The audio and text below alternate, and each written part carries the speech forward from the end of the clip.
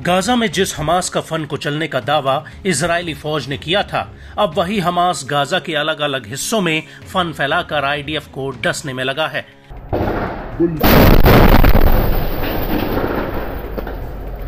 एक तरफ जहां हिजबुल्ला इजरायल के ऊपर भीषण रॉकेट और ड्रोन हमले कर रहा है,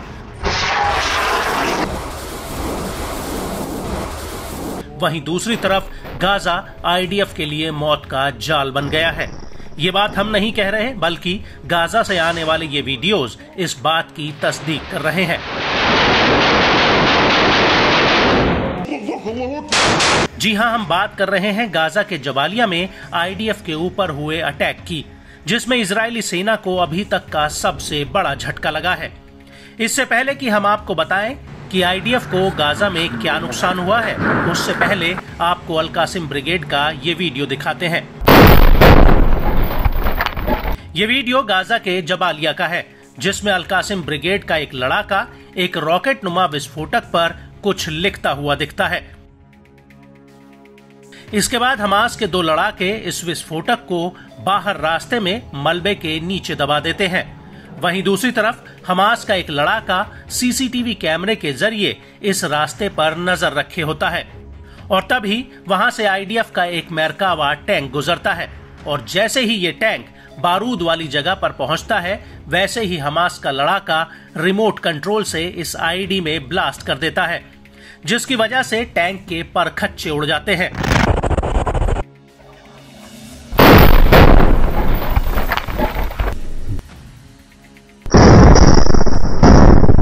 दरअसल इस धमाके में आईडीएफ की 401वीं आर्मर्ड ब्रिगेड के कमांडर कर्नल एहसान दक्सा और एक बटालियन कमांडर की मौत हो जाती है। उनके साथ कुछ और अधिकारी भी इस टैंक में मौजूद होते हैं।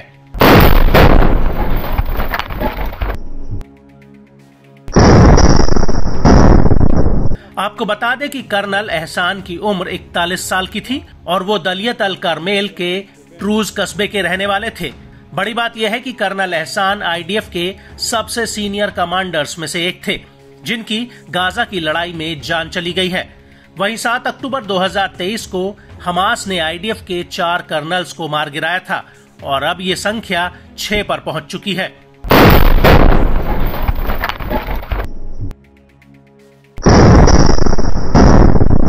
आपको बता दें कि कर्नल एहसान की मौत टैंक के भीतर नहीं, बल्कि टैंक के बाहर हुई है। आईडीएफ की रिपोर्ट के मुताबिक वो अन्य अधिकारियों के साथ टैंक के बाहर कुछ ही मीटर दूरी पर मुआयना करने आए थे, तभी वहां मौजूद आईडी में ब्लास्ट हो गया। आईडीएफ के मुताबिक जहां पर यह ब्लास्ट हुआ, वहां पर बूबी ट्रैप लगा था, जिसमें कमांडर एहसान दक्सा की मौके पर ही मौत हो गई, जबकि 52वीं बटालियन के कमांडर और 2 अधिकारी गंभीर रूप से घायल हुए हैं।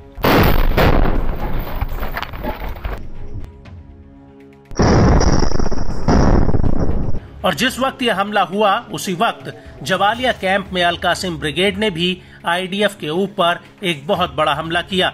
अल कासिम ने इसका एक वीडियो भी रिलीज किया है, जिसमें दिख रहा है कि दूर एक बिल्डिंग में आईडीएफ के जवानों ने पोजीशन ले रखी है।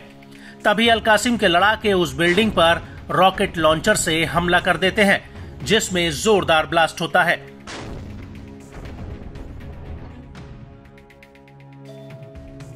इसके बाद एक खंडर पड़ी इमारत में अल कासिम के 3 से 4 लड़ाके रॉकेट लेकर घुसते हैं, और वो उसके सामने जा रहे आईडीएफ के बुलडोजर पर ये रॉकेट फायर कर देते हैं।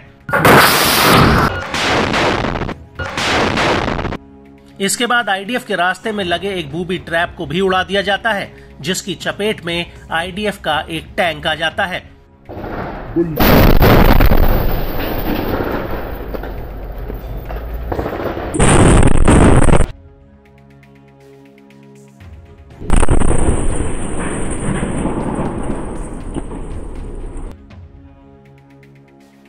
और इसके बाद हमास का एक लड़ाका मलबे के बीचों बीच खड़े एक टैंक पर रॉकेट फायर कर देता है।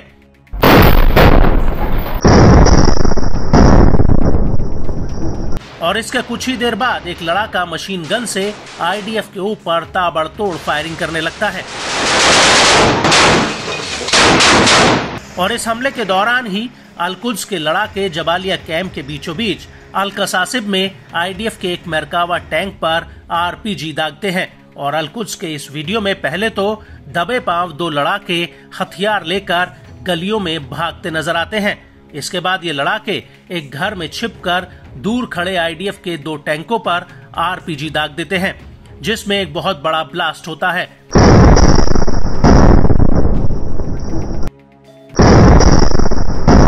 इसके बाद वहां पर आईडीएफ के 2 सैनिक भागते हुए नजर आते हैं। हालांकि इस हमले में आईडीएफ को कितना नुकसान हुआ, इस बात की पुष्टि नहीं हुई है।